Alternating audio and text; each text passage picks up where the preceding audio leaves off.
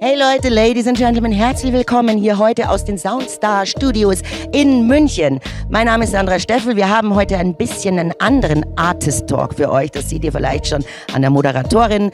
Ich bin Schauspielerin, Sängerin etc. und schon seit 30 Jahren jetzt in der Kunstwelt unterwegs.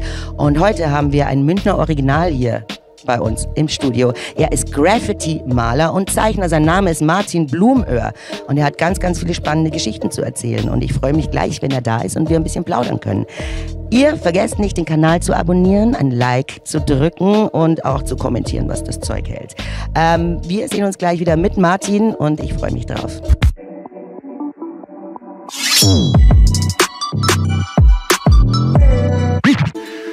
Ich finde, dass es schön ist, den Leuten auch erfahrbar zu machen, dass sowas wirklich aus sich heraus entsteht, aus dem Prozess einfach wirklich im Malen heraus. Und das hat mir auch Spaß gemacht, ja, dass die Leute manchmal jetzt will ich nicht so abgehoben werden, aber vielleicht ihnen auch ein bisschen den Zauber der Malerei wiederzugeben. Ja, das ist einfach, den erlebe ich, den darf ich hier immer wieder erleben. Ja, ich darf da stehe vor der weißen Wand.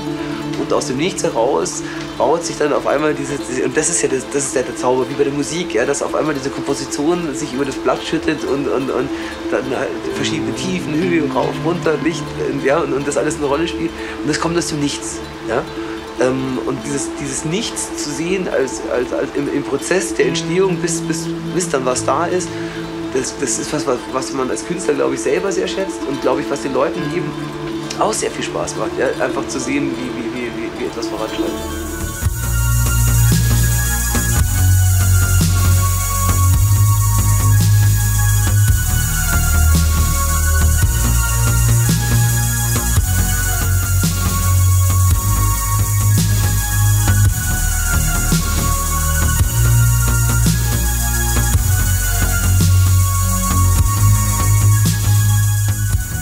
Er ist ein Mythologe und Symbolist, der die Würm mit Augenlicht ausstattet. Er ist ein Stadtteilforscher und Spurensucher, der jedes Detail noch wissen will, wie die Pasinger Fabrik früher ausgesehen hat und wie sie jetzt aussieht oder wie die ersten Lokomotiven in der Eisenbahnerstadt Pasing genau ausgesehen haben. Dass in dieser Weise ein Stück Kunst im öffentlichen Raum im Dialog mit den künftigen Nutzern der Unterführung gemeinsam entwickelt wird, habe ich noch nie erlebt. Mehr noch, ich habe es mir nicht einmal vorstellen können. Zu diesem Dialog wirklich herzlichen Glückwunsch. Ja, und jetzt geht's ja schon gut los hier. Hi Martin, da ist Martin Blumöhr. Ja, grüß dich, servus. Servus. Und es ist so schön hier bei uns, oder? Man darf hier rauchen, man darf trinken. Also es ist wie zu Hause oder wie damals in der NDR 3 Talkshow. Die kennen wahrscheinlich die meisten Zuschauer gar nicht mehr. Kannst du dich noch erinnern? Ja, wo halt einfach der Nebel durchs Bild gewabert ist und die Menschen kaum mehr zu sehen war und so. Das versuchen wir jetzt hier mal so richtig akut nachzustellen. Ja. Ich glaube, das kriegen wir hin, weil je länger wir plaudern, desto mehr Zigaretten werden hier. Wir kämpfen, wir geben uns Mühe. Dran glauben. Aber wir müssen jetzt ein bisschen was erstmal über dich erfahren. Also ich kannte dich jetzt nicht so wirklich, ne? Ich kannte aber ganz viele Arbeiten von dir.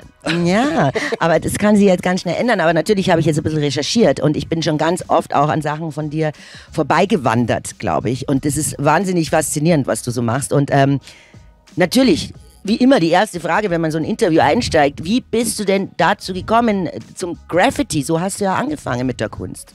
Ja, es ist so, ich habe also halt schon immer gemalt. Also Zeichnen und Malen war schon immer so mein Steckenpferd. Ja.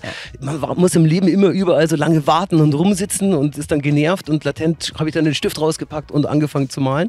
Und später hat sich das immer weiterentwickelt. Ich habe dann quasi eher meine Eltern in Ausstellungen gezerrt und dann irgendwelche Bilder abgemalt und also das war immer mein Dauerthema. Und irgendwann irgendwann mal bin ich halt auf Graffiti gestoßen, immer mehr entdeckt, boah, da sind überall Zeichen in der Stadt, ja, der Großstadtdschungel, der spricht mit mir und dann habe ich irgendwie angefangen, das will ich auch und habe angefangen da loszuflowen und so entstanden dann die ersten Gehversuche im Graffiti, ja. Das erste Mal war ich dann an der Hall of Fame, nachdem ich so ein paar illegale Ausflüge erstmal beim Testen hatte. Ja, normal. Mhm. Und habe dann irgendwie was einfach ausprobiert und vor lauter Respekt vor den Bildern, die da an diesem Platz waren, habe ich erstmal nur am Boden gemalt. Ja, also wirklich meine Dosen genommen und ein Bild auf dem Boden gemalt. Aufs Trottoir, wie man in Bayern sagt. So ist es, auf genau. Bürgersteig. Genau. Okay.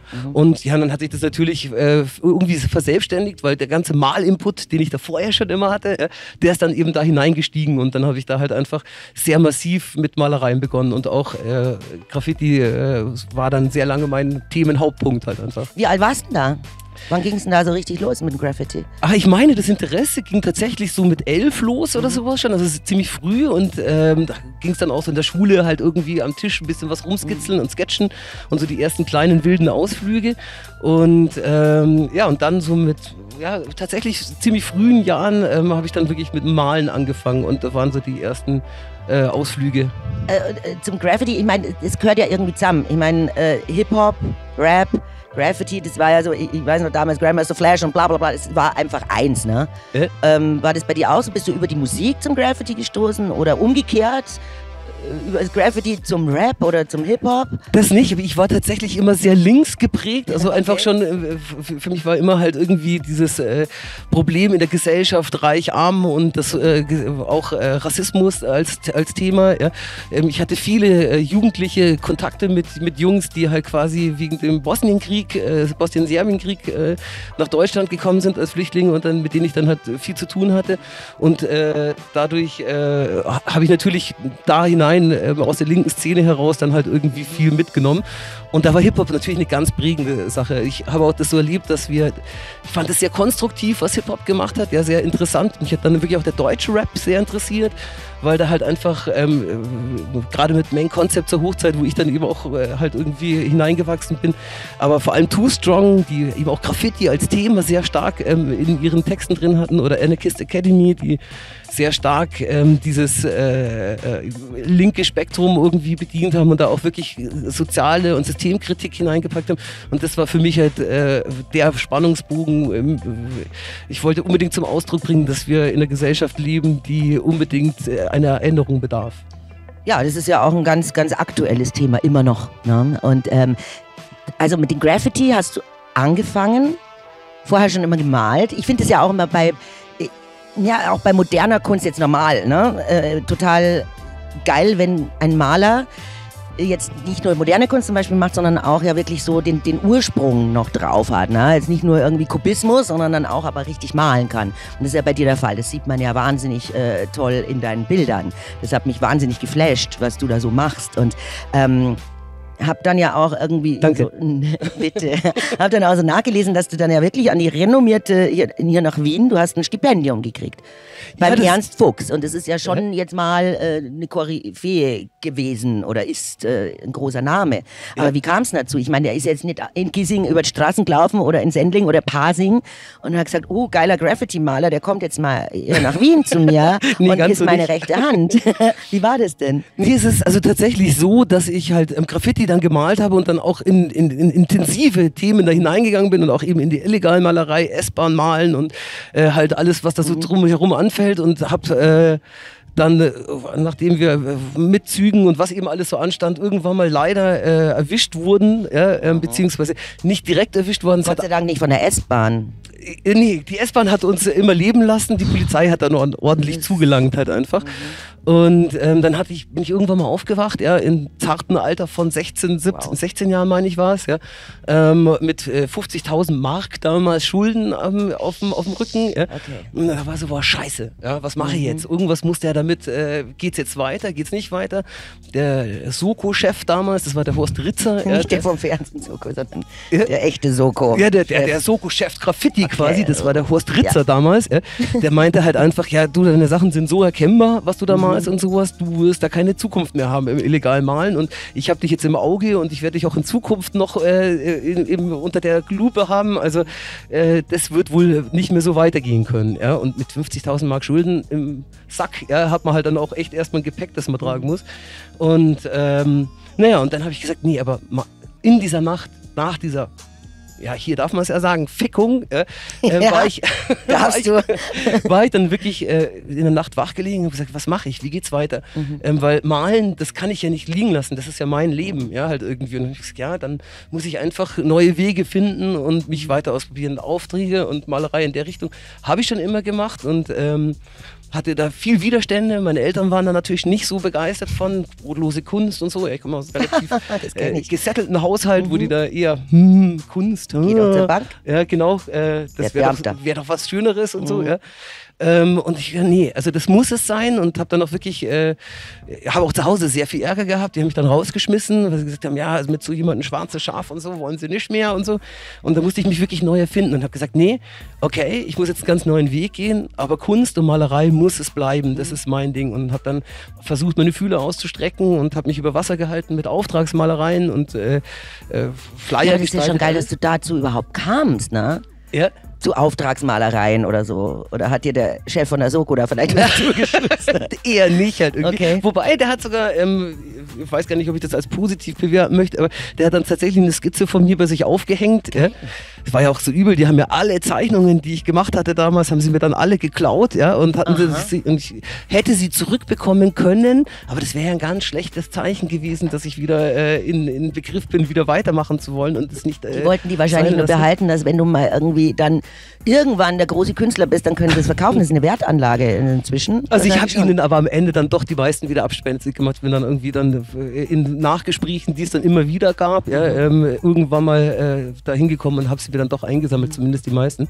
Aber es war klar, ich muss irgendwie zur Malerei und muss da weitermachen und bin von diversen Schulen geflogen, habe dann irgendwann mal gedacht, ja, um ganz klar zu machen für mich, es gibt nur einen Weg, Kunst, bin hier auf die Kunstforst dann gegangen, habe ich mich entschieden, in die Richtung zu gehen, habe dann so diverse so Grafik-Schulzeugs-Sachen gemacht und habe irgendwann mal, also ein großer Fan von verschiedenen Künstlern bin ich natürlich in der Zeit sowieso geworden, von Giga bis Fuchs, was man halt so in der Jugend irgendwie so mitnimmt und fand den Fuchs immer toll und habe dann jemanden kennengelernt, der da eine Verbindung zu dem hatte.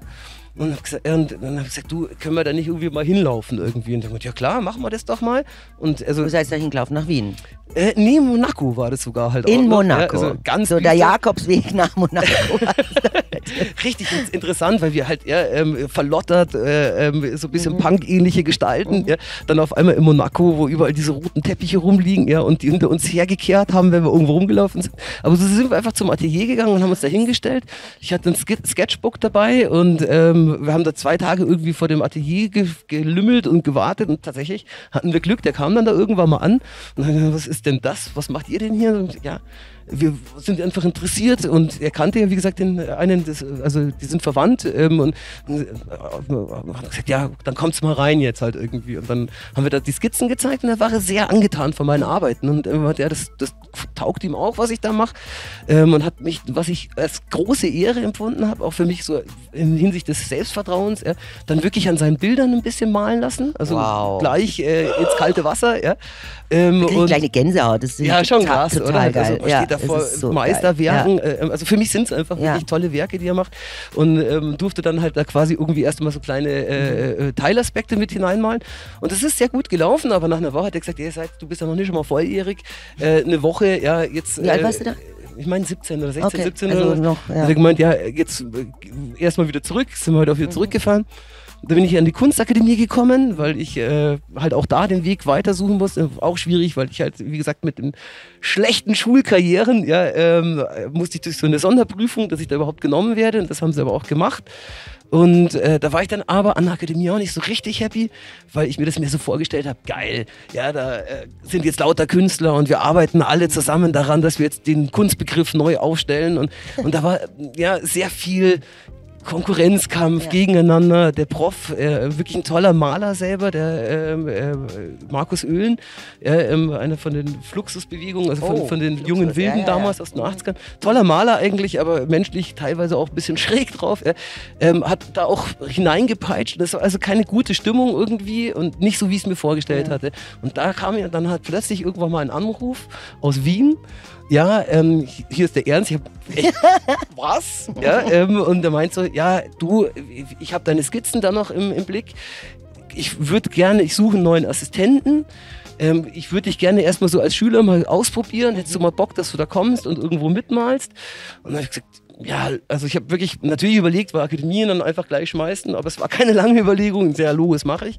Klar. Bin hingefahren und habe dann einfach eine Woche lang gesketcht und hat gesagt, du wirst mein Assistent irgendwie. Und das war natürlich auch geil, ja, irgendwie und spannend. Was haben die Eltern gesagt? Kurze Zwischenfrage. Da war ich raus. Ich bin wie gesagt, rausgeflogen. Und dann auch nicht hören, hallo, das ist ja so ein bisschen, ich hab's doch geschafft, ne? Also ich meine, dass sie viel revidiert haben im Laufe ihres Lebens. Also mein Vater ist leider gestorben mit der Annahme, dass ich ein völlig abgefragter fertiger Typ bin und nie zu irgendwas bringen werde, weil er einfach sehr früh gestorben ist. Meine Mutter hat später, dann würde ich schon sagen, wir haben jetzt eine sehr nahe Bindung zueinander, die unterstützt mich, oft holt die mich noch spät nachts irgendwo ab, wenn ich schon wieder völlig mal verrauscht irgendwo an den Wänden gestanden bin und sage, ich kann nicht mehr heim, dann ist die mich wirklich, holt die mich manchmal noch tief nachts irgendwo ab. Also wir haben ein cooles Verbindung wieder bauen können halt. So.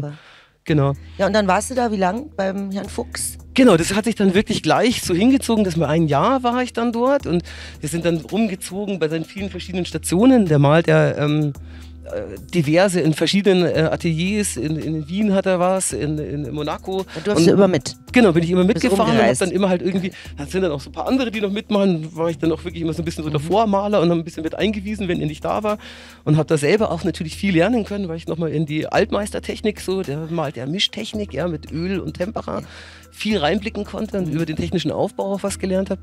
Aber irgendwann war halt so nach einem Jahr so, okay, cool. Und er wollte auch, dass ich da bleibe und das weitermache. Aber ich meinte, ja, okay, aber das hat keine, da male ich irgendwann wie er. Ja, und für mich war schon immer, ich will ja eigene Kunst machen, ich will ja was selber entwickeln.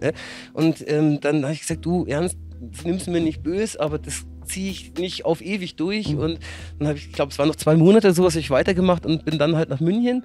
Bin dann nach Gang nach Canossa quasi mal so schön gesagt, halt wieder so zurück an der Akademie, wo der Prof, der ja mehr so ein bisschen in die Punk-Richtung geht, gar nicht begeistert war und mir das Leben sehr schwer gemacht hat danach, weil das 2 völlig unterschiedliche Kunstpositionen waren. Und genau, und dann habe ich mich da wieder neu aufgestellt und habe am Ende an der Akademie meinen Abschluss gemacht mit Hängen und Würgen und kann jetzt von der Akademie, die ich eigentlich sehr schätze und wo ich wirklich viel Kunst, über den Kunstbegriff gelernt habe, allerdings nicht als die schönste Zeit meines Lebens insgesamt beschreiben. Schade, ne? Aber es ist ja oft so, dass man da irgendwie, ich sage ja auch, egal, auch wenn du in der Schule bist, es kommt immer auf den Lehrer drauf an und wenn das halt einfach nicht funzt, dann, aber trotzdem geil, dass du den Abschluss da gemacht hast. Das ist ja, ich sage aber, Deutschland ist ja so das Land der Zertifikate und wenn es keinen Abschluss hast, dann bist du ja nichts, ne? Also ich finde das immer geil, wenn man das wenigstens hinhauen kann auf den Tisch, ne? Ja, es ist halt so, dass, was ich so lustig fand, ist, ja, ich habe dann halt quasi das ist das Diplom da irgendwie gemacht halt einfach am Ende. Genau. Und der hat mich, der Prof, bei dem ich eigentlich war, hat mich dann wirklich mit dem Arschtritt rausgeschmissen und ich musste dann nochmal rumsuchen und habe dann nochmal so eine Realistenklasse, in der ich dann eigentlich gewesen bin, absolviert und das abgeschlossen. Aber das Diplom habe ich als einer der ganz wenigen an der ganzen Akademie bei 2, weil er sich es nicht nehmen hat lassen, dass er da auch noch drin steht. Und deswegen bin ich ein sehr seltener Fall an der Akademie und keine Ahnung. Das ist aber doch geil für die Biografie. Du darfst ja ruhig jetzt mal trinken zwischendurch. Das machen wir jetzt. Komm, Prost. Das machen wir jetzt. Prost. Hey, weil das ist jetzt schon so interessant. Ich glaube, wir könnten hier jetzt 3 Stunden reden, weil mich interessiert das auch alles extrem. Weil ich gerade den Weg, den du gehst, das finde ich ja immer so, auch für die jungen Leute, weißt du, dass du einfach sagst, ich wusste, das kann ich und das will ich und du hast es einfach nicht aufgegeben und bist da einfach lang marschiert und dann passieren nämlich einfach solche Sachen und dann... Ich glaube, das ist eine ganz wichtige Message, die ich auch an die Menschen draußen unbedingt immer weitergeben will. Hey Leute, habt einen Traum, verfolgt ihn, geht ihm nach und lasst dich nicht von vielen Menschen, auch wenn die wirklich viel Plan von haben, nimm mit, was sie dir geben können, aber bleib bei deinem Plan und lass dich nicht entmutigen, auch wirklich auf den Weg zu gehen halt einfach. total wichtig, gerade jetzt, finde ich so, jetzt in der Zeit, wo du ja Facebook und Insta und die ganzen sozialen Medien, auch YouTube, egal.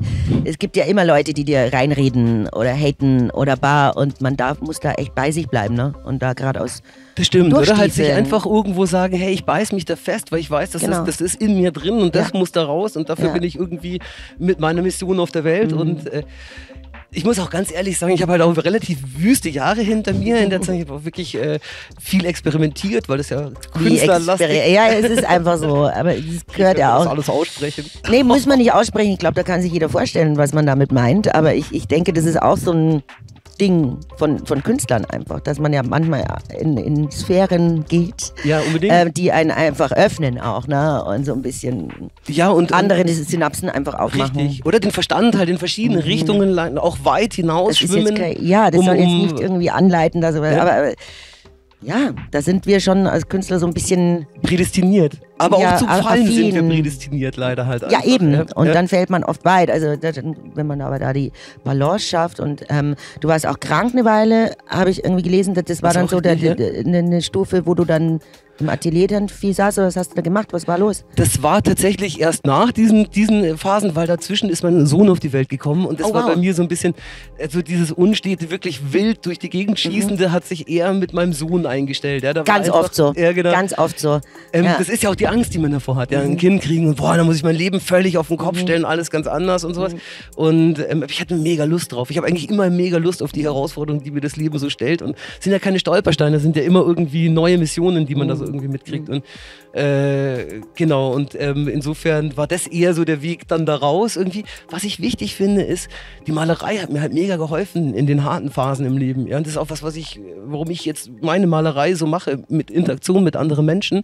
Ja, weil ich halt einfach auch mit dem übelsten Rauschzuständen oder was im Leben oder den größten Depressionsphasen, weil alles schief läuft, mich hinsetzen, malen, ein weißes Blatt verwandeln in plötzlich irgendetwas passiert. Ja, das hat mir halt einfach wahnsinnig viel wieder die Energie gegeben. Nee, warte mal, das ist noch nicht der Grund, um jetzt hier einzupacken. Halt, einfach geht noch weiter. Ja, irgendwie. Ich glaube, das ist halt auch was man vielleicht als Handbuch im Leben brauchen kann, dass man sich ein bisschen kreativ ausprobiert, oder? Halt irgendwie. Ja, ich sage ja, dann sind so deine Retter gewesen, dein Sohn und die Kunst, ne? Richtig, ja. Das ist dann das, wo du dann... Und dann geht es ja oft in so eine andere Richtung, dann auch wenn ein Kind da ist, weil dann hast du die Verantwortung. Und wie alt ist dein Sohn jetzt? Der ist jetzt 13, der rockt jetzt gerade richtig auf. Und du bist auch alleinerziehend, ne? Das ist richtig, wobei, ja, also viele Jahre war ich es komplett. Mittlerweile ist die Mutter von ihm wieder ein bisschen mehr dran und bringt sich auch mehr ein und insofern ist das ein ganz cooles, aber letzten Endes bin ich alleinerziehend, weil ich die ganze Woche immer alleine bin. Da haben wir auch was gemeinsam, du. Echt? Ist das ich bin alleinerziehende Mama, genau. Okay. Und deine sind wie alt? Meine ist 17. 17. Harte Zeit, so zwischen 13 und 17, ich sag's dir.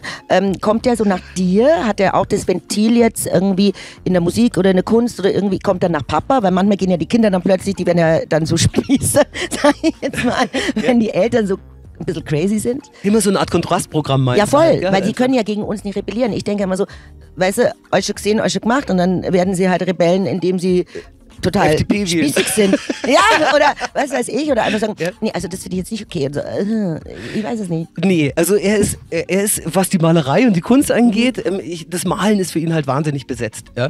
Der kann gut zeichnen und malen, aber es ist immer so ein bisschen gegen diese, Papa, mach mal du quasi, so war immer so ein Flow halt irgendwie. Ja? Er ist ein großer Geschichtenerzähler. Das ist doch auch geil. Ja, und er ist sehr clever und hat denselben Dickkopf wie ich. Und wo es jetzt dahin geht bei ihm, die Reise, das ist ja das Spannende, da muss ich erstmal hingucken halt, weil der braucht seine Achterbahn und dann schauen wir mal, wo er wieder aussteigt. Ich finde auch, man sollte den Kids auch länger Zeit lassen, auch mit der Findung. Das dauert einfach. Ja, aber cool. Ja, ich sage ja, es ist selten so, alleinerziehende Väter zu treffen. Ich kenne ganz viele alleinerziehende Mamas, ganz selten alleinerziehende Väter. Also Respekt. Von meiner Seite. Ja, ist tatsächlich grob, ja, weil du halt auch immer in diesen Diskussionen mit, also halt wenn du irgendwie hingehst, so Elternabenden mal oder so ein Chaos, was man ja leider auch mal durchziehen muss. Leider, ja. Ist es schon immer, und wo ist jetzt die Mutter, ja, oder immer wieder schreiben sie dich dann halt an, ja, mit irgendwelchen Geschichten und oder die Mutter kriegt dann irgendeinen Brief und ich nicht, obwohl ich halt eigentlich derjenige bin, der für zuständig ist und so. Ja, Mama. Also das ist im Kopf des Systems noch nicht vorgesehen, dass das ein Mann macht, die Aufgabe. Ja, total. Ne? Aber dafür habt ihr alleinerziehenden Väter oft irgendwie den Bonus, weil wenn ihr die Kinder mit zur Arbeit bringt, das finden alle total süß, vor allem die Damen. Ne? Wenn wir unsere Kleinen mitbringen, also man muss jetzt, das Kind mitschleppen. Also insofern habt ihr einen kleinen Vorteil. Ne? Ja, das bei stimmt der schon. Damenwelt. Ja, auf jeden Fall. Finde ich es total cool, mit ihm rumzuhängen. Ja, das ist echt ein saucooler Typ. Das glaube ich, bei dem Papa. Ja, jetzt erzähl. Oh Gott, hier Lobhudelei. Aber du auch, oder? Wie ist es bei dir? Nimmst du sie auch gerne mit? Und habt ihr auch Nähe? Und wie findest du denn deine Arbeiten und so? Oder wie? Ja, sie findet es cool. Es gab auch eine Phase in der Pubertät, wo sie gesagt hat, oh mein Gott, peinlich. Aber jetzt ist wieder alles gut und jetzt, sie fährt jetzt auch allein nach Berlin. Ich war alleine, da haben wir gewohnt lang. Ja? Also die kommt schon irgendwie ein bisschen nach mir. Ja? Ja. Hat gerade so eine Punkphase, so ein bisschen. Yeah. Ja, aber ist doch gut, ne? Aber jetzt weiter zu dir. Es geht ja um dich heute. Okay. Weil, als ich mir deine Bilder angeschaut habe, ich meine, von dem Graffiti weg, ich werde dich auch gleich fragen, was so deine wichtigsten Stationen jetzt waren. Ich habe natürlich Tunnelblick gesehen, Ja? große Sache. Aber auch die anderen Bilder, du malst ja nicht nur jetzt mit Sprühdosen, ne? Was man ja beim Graffiti, was benutzt du denn alles für deine Kunst? Weil es sind ja auch ganz fotorealistische Sachen dabei. Ja. Also es ist so, wenn ich ein bisschen ausholen darf, ich arbeite Gott, Und zwar arbeite ich an verschiedenen Serien. Das habe ich irgendwann mal begonnen, weil ich einfach gemerkt habe, ich arbeite sehr akribisch, immer bei allem, was ich mal. Das ist so mein Kontrastprogramm zum Graffiti. Schnell, alles muss schnell und dynamisch und ein Effekt und schnell und dass das gut aussieht. Ja, auch erwischt sonst. Ne? Ja, genau, also du musst ja immer auch aber was mir halt wahnsinnig gefallen hat und was ich auch aus dem Graffiti auch jetzt in meine Malerei getragen habe, ist so dieses, dass ich arbeite auf Adrenalinkick. Ja, also dass mich das auch kickt, wenn ich arbeite halt irgendwie. Und ich habe dann arbeite in verschiedenen Serien und jetzt erst mit dem Kick ist halt so, dass ich dann eben diese Wandmalereien entdeckt habe, zu sagen, ja, also eine dieser Serien nennt sich Public Viewing und die jetzt wahrscheinlich die meisten eher, wenn sie meine Arbeit kennen, mit mir in Verbindung bringen. Und da arbeite ich quasi vor Ort mit Recherchematerial über irgendein Thema und beziehe aber die Leute mit ein. Und die können kommen und erzählen mir irgendeine Story zu dem jeweiligen Thema, an dem ich gerade arbeite, werden auch über Medien aufgerufen, mir was zu erzählen. Und dann versuche ich das halt hineinzuwieben. Und dadurch entsteht halt quasi, ich habe kein fertiges Bild vor Augen, sondern das Wagnis ist halt so, ich stehe da und fange einfach an und es entwickelt sich so Stück für Stück. Leute kommen, erzählen, dann baue ich das irgendwo wieder mit ein. Die Geschichten von den Leuten werden dann werden da mit hinein verwoben. Ja. Und dadurch entsteht ja, dass ich eigentlich nie weiß, jeden Tag nicht weiß, was heute eigentlich am Ende wieder bei rumkommt. Und das gibt mir diesen Kick, den ich früher vielleicht von Graffiti hatte, auf die Art und Weise, und die habe ich dann immer noch, dass ich halt quasi immer noch immer in einer Anspannung bin und das aufregend finde. Ja, und das ist für mich halt für Malerei ganz wichtig. Total. Das ist aber auch bei uns Schauspielern, also weißt du, deshalb sage ich auch, ich kann nicht nur Theater und Fernsehen machen, ich muss auch meine eigenen Shows produzieren und brauche dieses Live-Publikum, wo ich improvisiere, weil es da auch den Kick gibt. Weil, wenn irgendeiner irgendwas ruft, dann muss ich reagieren. Das ist wie du, wenn du sagst, ich muss jetzt reagieren, wenn jemand kommt. Genau, und da bist du halt dann gefordert einfach. Und das macht am Ende am meisten Spaß. Tunnelblick war ja sehr, sehr in München auch groß angesehen. Was mich da sehr fasziniert hat, war, dass es wahnsinnig viel mit Symbolismus auch, finde ich ganz toll. Ne? Ja? Ich leg Tarotkarten und so, da hat es auch viel mit Symbolismus zu tun. Und dass ich da gemerkt habe, dass du anscheinend sehr belesen bist und auch sehr in die Geschichte der Stadt, da ging es auch um Pasing und so, dass du da so krass einsteigst und auch Agnes Bernau mit dem Fisch, also es ging sehr viel um Symbole, sowas mag ich gern. Ja? Also haust du dich dann so richtig rein in die Geschichten? Ja, unbedingt. So richtig, weil das merkt man voll. Also das ist ganz, ganz klar mein Ding, also es geht um mehrere Sachen. Das eine, also jetzt um auf den Punkt erstmal zu kommen, den du meinst, Recherche, Akribie, also zu jedem Thema, was ich mache, recherchiere ich wirklich sehr ausführlich. In der letzten Zeit habe ich mehrere Arbeiten gemacht zu den Themen, dass ich in dem Stadtviertel, wo jetzt so eine Unterführung, sind meistens lange Projekte, an denen ich meistens einen Zeitraum von über ein Jahr arbeite oder sowas, und dann auch wirklich von früh bis später fast mit dem Tunnel verwachsen bin, und da irgendwie mit Lottebart irgendwie an der Wand stehe und manche Leute denken schon, der wohnt da halt irgendwie. Und jetzt habe ich den Faden ein bisschen verloren. Worauf wolltest du noch mit mir? Den ganzen Symbolismus eben und dass du dich da anscheinend so reinlegst in die Geschichte dann auch des Viertels zum Beispiel, Pasing. Genau. Da hast du ja irgendwie auch der eine, wo du gesagt hast, du sagst, es ein Vers ist, aber das ist der Pate von Pasing oder eben Agnes Bernauer, was ja eine ganz alte Geschichte, die ertränkt worden ist mit dem Fisch. Und das fand ich total toll, dass du da richtig so Genau. die Geschichte einfach erzählst. Genau. In dem modernen Bild einfach. Das freut mich voll, dass du das auch als den Wert wahrnimmst, weil es geht mir halt wirklich ein bisschen darum, zu sagen, hey, die empathische Wahrnehmung des Raums nenne ich das immer, ja? Dass die Leute, die irgendwo vorbeilaufen, man sieht immer einen Zauber, man denkt, man muss nur nach Honolulu fliegen, weil da ist der Zauber zu Hause, aber hier sind auch so unheimlich viele Geschichten unter der Oberfläche, ja? Und man läuft meistens mit dem Sound im Ohr, geilen Sound von mir aus, aber man läuft halt durch und kriegt eigentlich kaum mehr mit, was um einen herum so stattfindet. Auch diese Blasen, die wir alle haben, ja, jetzt mit neuen Medien und allem. Ja? Ja. Und da das aufzubrechen und zu sagen, so, hey, schau mal, hier, da, wo du bist, das sind mega geile Storys um dich herum und die Leute damit einzubeziehen und sagen, hey, gib mir eine von deinen Storys, dann bist du da auch ein Teil des Ganzen. Ja? Und dann den Leuten zu sagen, anders als Museum, hermetischer Raum, du nimmst es, schaust es dir an und fertig, ja? Und mit dir hat das nichts zu tun, sondern zu sagen, hey, du bist ein Teil des Ganzen und das ist ja auch dein Lebensraum, deswegen steuer was bei und am Ende läufst du auch durch deine Welt, ja, halt irgendwie, das ist eine große Idee von dieser Serie Public Viewing. Ja, voll geil, weil das ist ja diese Inklusion oder wie man, einfach, dass alle irgendwie am Ende im Kunstwerk mit drin sind. Ja, super genau. Schön. Was, blöde Frage jetzt, aber es interessiert wahrscheinlich ganz viele. Kannst du davon leben? Also jetzt oder damals, also kannst du von der Kunst leben oder will ja immer jeder wissen, ne? Ja, oder erst, wenn du dann mal ich tot bist und die deine Bilder irgendwo verkaufen. Also es ist tatsächlich so, ja, das ist das wirklich der große Traum meines Lebens, den ich auch immer hatte. Ich kann von meiner Malerei leben, ja? Wobei das natürlich immer so ein bisschen damit zu tun hat, wie gesagt, ich arbeite ja auch mit verschiedenen Serien und ich werde auch von Galerien vertreten und ich verkaufe auch da natürlich auch Arbeiten halt einfach. Und die Mischung mit diesen Wandbildern, auch die Wandbilder werden mittlerweile, hat sich ein bisschen rumgesprochen und ich werde auch oft es läuft immer über Mundpropaganda, dass die sagen, hey, könntest du sowas hier auch machen? Und dann muss ich diverse Förderungen mitnehmen, irgendwelche Kunstförderungen, die dann auch mitzahlen, ja, die auch ein Wagnis eingehen. Übrigens, weil sie ja nicht wissen, was dabei am Ende rauskommt. Ja, halt einfach. Und jetzt, mittlerweile kann ich davon leben. Ich werde nicht reich, das will ich auch gar nicht. Das, worum es mir geht, ist halt einfach von der Malerei leben zu können. Genau. Und viel wichtiger ist, meine Malerei machen zu können. Ja, und den Raum dafür zu haben und Leuten Begegnungsstätten mit meiner Malerei zu schaffen. Und das finde ich ja geil. Und solange das funktioniert, und das funktioniert ganz gut im Moment. Ja. Das ist schön, weil das sagen ja die meisten Künstler, dass sie einfach, Hauptsache man kann davon leben mit dem, für was du brennst einfach. Ne?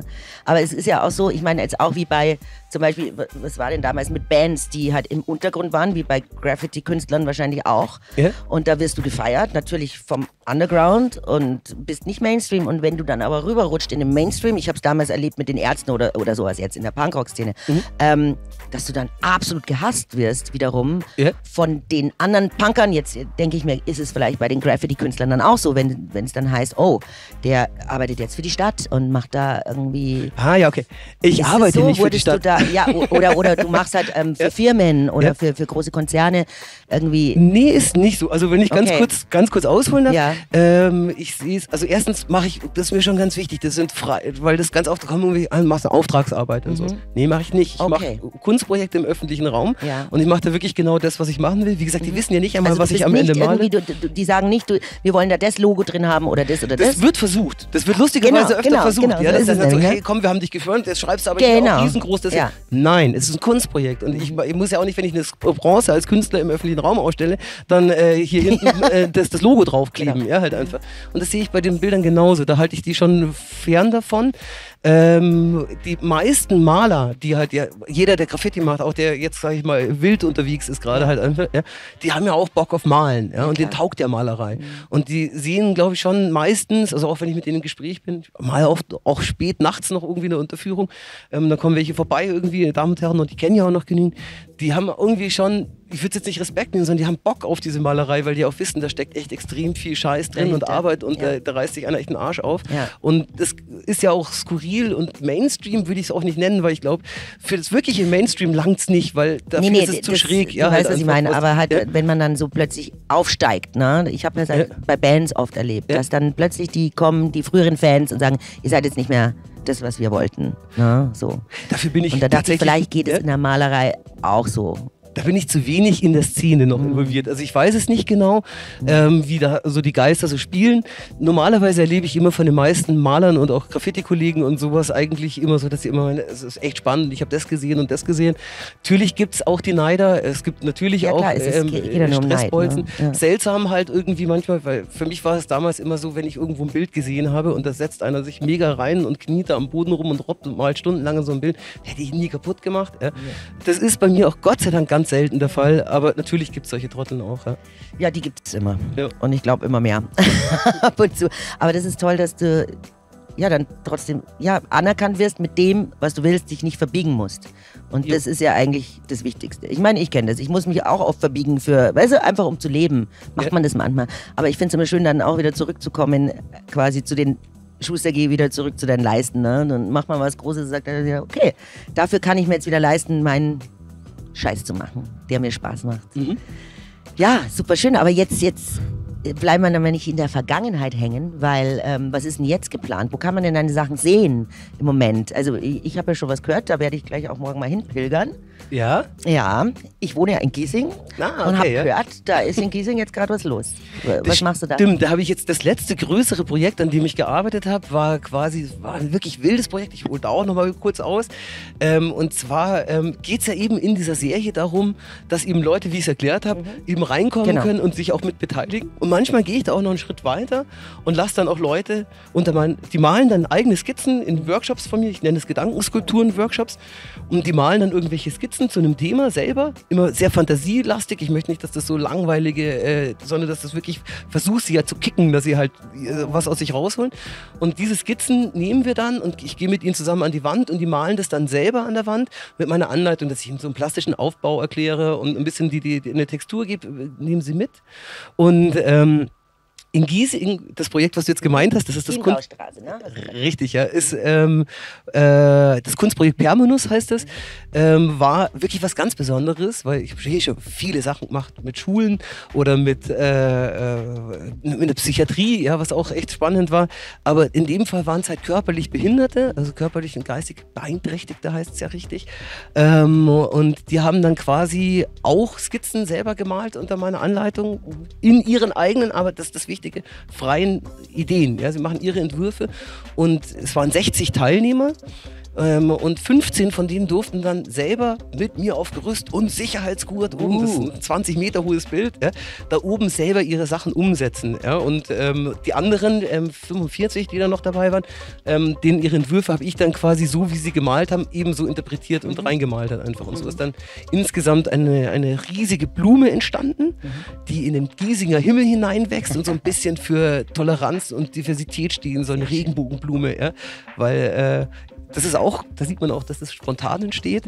Wir waren da am Malen und dann kam halt dieses Thema mit der Allianz Arena, ja, dass wir wegen das Ungarn-Spiel, ja, und es durfte nicht Regenbogenfarben angeleuchtet werden. Kann es nicht verstehen und habe da auch wirklich eine große Abneigung dagegen, sich dann so einem Regime letzten Endes zu beugen und dem Konsum zu beugen. Ja. Und dann habe ich gesagt, okay, pass auf, wenn die das nicht dürfen, wir machen hier jetzt eine Regenbogenblume und so ist dann halt quasi als die Farben, die Kolorierung von der Blume ist dann quasi eine Regenbogenblume, die als Symbol für Diversität und Toleranz, und sowas ist mir halt zum Beispiel wichtig, ja, dass das spontan mit einfließen kann. Ja. Und dass du da auch so Nachrichten jetzt schicken kannst mit deiner Kunst, das ist genau, ja, weil das toll. Ist halt, die Künstler sind ja Narren, ja, die dürfen ja frei sein, die können immer noch machen. Ja, manchmal kommt es mir im Moment so vor, dass uns das Narrentum so ein bisschen genommen wird, also uns geht so in der Bühnenwelt oder so, wir wurden da ja sehr, erstmal Corona, oder? Ja, klar. Ja. Wir nennen jetzt das böse C-Wort. Also wir wurden ja extremst erstmal limitiert. Wir durften ja eigentlich gar nichts mehr erstmal. Also wir haben ja sehr gelitten. Wie war es denn da bei euch Malern irgendwie? Weil natürlich, wir durften nicht mehr auf die Bühne, man durfte ja auch nicht mehr ins Theater, man durfte ja nirgends mehr hin. Wir durften auch nicht mehr ins Synchronstudio oder irgendwo hin. Du konntest aber schon weiterarbeiten? Also diese öffentlichen Sachen waren wahrscheinlich dann auch schwierig. Ne? Also ganz kurz, also ich denke, ganz wichtig ist mir, also halt dieses Dürfen finde ich schwierig. Ich verstehe, was du meinst und das ist zum Kotzen. Ja? Und als Künstler sich nicht ausdrücken zu dürfen und nicht arbeiten nur noch zu können, online, ne? ist wirklich zum Kotzen. Ja? Und dann Alternativstrategien entwickeln zu müssen. Freunde von mir, die wirklich sonst was drauf haben, technisch, malerisch, künstlerisch oder auch Musiker und alles, die dann halt plötzlich irgendwie nebenbei als Koch arbeiten mussten, nur um irgendwie das zu überbrücken und ihre Miete zahlen zu müssen, zum Kotzen. Aber das Problem ist halt eine Pandemie und das Problem ist, dass da halt wirklich Menschen drunter gelitten und gestorben sind. Ja? Und deswegen sehe ich es schwierig und ich denke, wir mussten das gehen. Was ich scheiße finde, ist, dass halt zum Beispiel der Staat viel zu wenig gemacht hat, um den Leuten Alternativen zu geben, sie auch finanziell zu stützen, mehr zu tragen. Ja? Irgendwelche Freunde bei mir haben irgendwann mal dann ein paar tausend Euro gekriegt. Hey, München für ein paar tausend Euro kann man halt nicht so überleben. Das war halt das Ding, dass man sich so ein bisschen, man kam sich halt so vor, als wird man im Stich gelassen. Ja. Komplett. Ja, von heute auf morgen. Ja. Das war halt so, klar, jeder sieht es ein, da halten wir jetzt durch, aber es ist halt so schwer gefallen, da durchzuhalten, wenn du eigentlich siehst, dass man hatte so das Gefühl, du bist da nichts mehr wert. Ja. Na, also dass die Wertschätzung von Künstlern dann doch nicht so hoch ist. Und dann hieß es ja so, ja dann machen wir halt nur noch irgendwie Netflix and Chill und bestellen Essen. Und da hätte ich mir einfach mehr Wertschätzung gewünscht einfach und auch mehr Verstehe ich total. Aber das ist doch generell ein Problem in Deutschland, meine ich, oder? Dass diese also auch in München ist, finde ich, ein sehr hartes Pflaster. München ist ganz hart für Kunst. Weil wir ja eine sehr reiche Stadt sind. Genau. Ja? Es gibt wenig Spielraum, es gibt wenig Flächen, wo man frei arbeiten kann, wenig Ateliermöglichkeiten. Alles ist sehr, sehr teuer. Ja? Um seine Miete zu zahlen, muss man halt einfach schon wirklich irgendwie lange buckeln, um das überhaupt auf die Reihe zu kriegen. Und ich muss ganz ehrlich sagen, die Wertschätzung in der Stadt, ich liebe München wirklich sehr und möchte auch unbedingt diese Stadt mitprägen und möchte auch, dass wir hier mehr Alternativen für Künstler schaffen und mehr Lebensraum schaffen. Aber ich finde die Situation für Künstler hier schon immer sehr schwierig. Ja. Und unter Corona hat man es halt wie das gemerkt. Vielbeschworene Brennglas noch krasser gesehen. Genau, es ist einem so vor Augen geführt worden, weil ich fand München auch schon immer schwierig. War ja 11 Jahre in Berlin, bin jetzt wieder in der Heimat, gell? Aber die München sind schon sehr warm bin ich wieder. Aber das ist schon so, weißt, dann gehen wir halt in die Oper oder so, das ist so immer ein Standing, aber gerade eben auch, wenn man so ein bisschen offstage, also ich mache viel irgendwie so wilde Shows auch und so. Und die kleinen Theater mussten leider, viele Clubs mussten schließen auch. Ja. Ich sage, schade, da kommt jetzt ein Starbucks rein oder so. Ja, also, genau. Zum Kotzen. Aber, genau, weil es wird alles so in diese Richtung geschoben. Das finde ich auch der ganz große Brennpunkt, der wieder völlig unter der Oberfläche verschwindet bei all dieser Thematik, über die man spricht Corona, zu allen Themen durch, links, rechts, bam, bam, bam. Was fehlt, ist einfach, die Superreichen sind in dieser Zeit noch viel reicher geworden. Und die Armen. Die Franchise-Firmen jubeln, weil endlich Raum, der davor halt quasi für die nicht zu bespielen war, weil es staatlich subventionierte Kunstprojekte gab, weil es Theater kleine gab, die da halt irgendwie standen und jetzt sind die raus, weil sie es sich nicht mehr leisten konnten und da kommt jetzt irgendwie der Starbucks rein. Ja? Genau. Das ist das, was richtig zum Kotzen ist und keiner schaut dahin. Und das wird unsere Kulturlandschaft massiv verändern. Extremst. Ja, auch unsere Clubkultur, wo ich auch, ich gehe auch immer noch wahnsinnig gern feiern bei der Musik. Und rauschende Nächte, das ist wichtig. Und das ist auch für die Jugendlichen, die jetzt kommen, wichtig. Total. Ja? Und die haben meiner Meinung nach jetzt schon ein stringent gekürztes Programm um der Nase. Und ich hoffe, dass irgendwie, also wenn es hier irgendeine Möglichkeit gibt, darauf aufmerksam zu machen, hey, vergesst es nicht, das ist ganz wichtig, dass es Subkultur gibt und Möglichkeiten zum Feiern und Möglichkeiten für kulturelle Projekte, die jenseits der Mainstream-Kompatibilität im ganz großen Opernhaus stattfindet einfach. Ganz genau. Und weißt du, wir in den 90s oder so, wir waren ja total unbeschwert irgendwie, da war das ja alles so wow. Aber ich sehe es jetzt an meiner Tochter, die ist 17 und die sagt, Mama, ich will nicht 18 werden, weil ich habe 2 Jahre jetzt quasi, weißt du, die wollen jetzt in die Clubs und die wollen ausgehen und das ist so wichtig, dass das jetzt hoffentlich wieder losgeht. Ja. Also da bleiben wir jetzt mal irgendwie dran und hoffen, dass auch die kleinen Theater oder dass es wieder neue gibt oder neue kleine Clubs, wo eben auch Hip-Hop stattfindet oder Punkrock oder und auch Kunst und Und ich denke halt, es ist ganz wichtig, dass da wirklich noch auch subventioniert hineingegriffen wird, weil jetzt ist der Ausverkauf hat total begonnen. Ja? Also es ist überall, geht es in meiner Meinung nach eine sehr düstere Richtung, was das angeht und es werden halt sehr beschränkte Möglichkeiten. Ich hoffe wie du sagst, dass es Alternativen für noch gibt und wieder Plätze aufgemacht werden. Genau, und dass die Jungschen genauso wild feiern können wie wir damals. Yeah. In den 90ern. Hey, komm, Und wir feiern immer noch. Ja, hallo. Ja, also das hört ja nie auf, also glaube ich zumindest. Ja, und jetzt, wo kann man dich sehen? Das müssen wir jetzt nochmal ganz genau sagen. Ich habe hier das Heftal, gell? Damit du nicht vergisst. Okay. Ja, hier, bitteschön. Richtig, das darfst du richtig. jetzt selber vorlesen, weil ich muss jetzt hier noch einmal trinken. Das ist Warte, aber da bin ich mit dabei, weil mit dabei. apropos jetzt feiern. Prost, weil gleich ist es leer. sollen Wir tanzen labern auch uns auf hier am Gräbern. Kopf. Sowohl.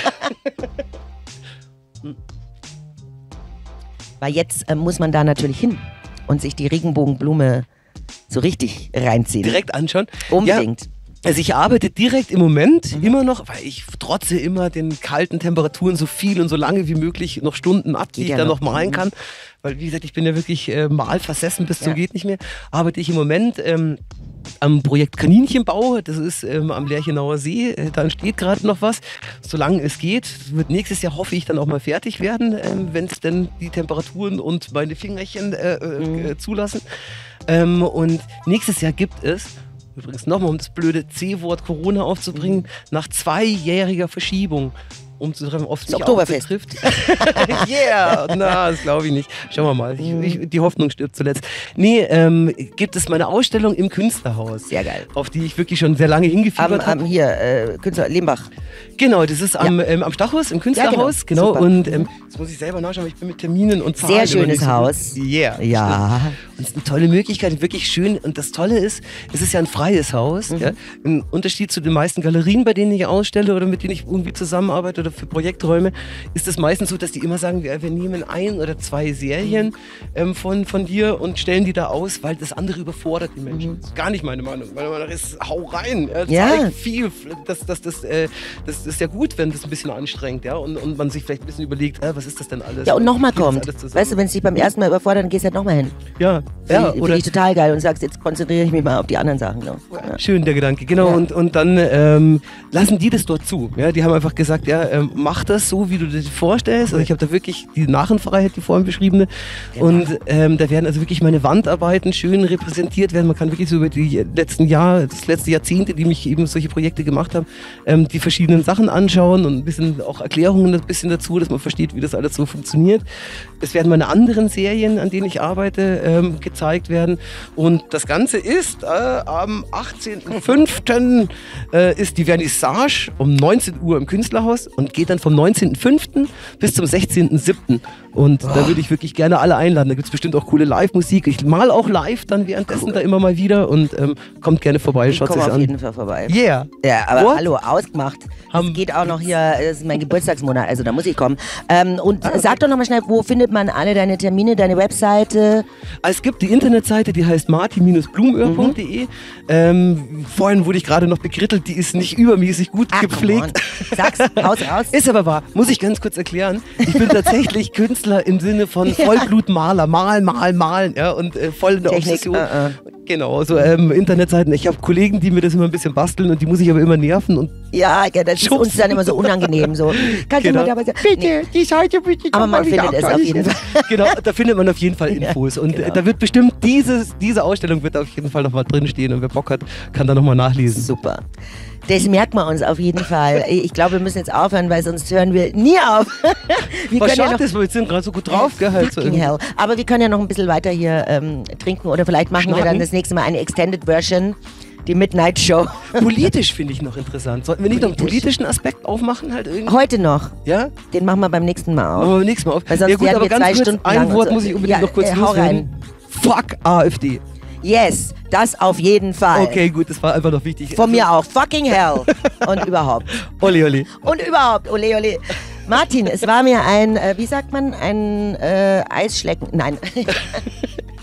Doch, es war wunderschön mit dir. Ja, hat mir auch richtig Spaß gemacht. Danke für die coolen Fragen. Ich hoffe, es hatte Spaß gemacht zu reden. Mir hat es total Spaß gemacht. Und jetzt rauchen wir noch eine und ich sage den Zuschauern jetzt Baba. Servus. Und bis zum nächsten Mal.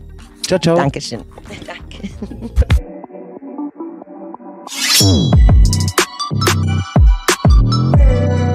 Das war eine neue Folge vom Artist Talk hier aus den Soundstar Studios in München. Ich fand es wahnsinnig interessant. Ich hoffe, ihr hattet Spaß oder habt ein paar Sachen erfahren, die ihr vorher vielleicht noch nicht wusstet. Und ihr guckt beim nächsten Mal auch wieder rein. Vergesst bitte nicht, abonniert den Kanal, drückt die Glocke, lasst eure Likes da, lasst eure Comments da. Und dann sehen wir uns vielleicht ganz bald wieder mit neuen interessanten Gästen und vielleicht auch wieder mit mir. Dicker Schmatz und bis zum nächsten Mal.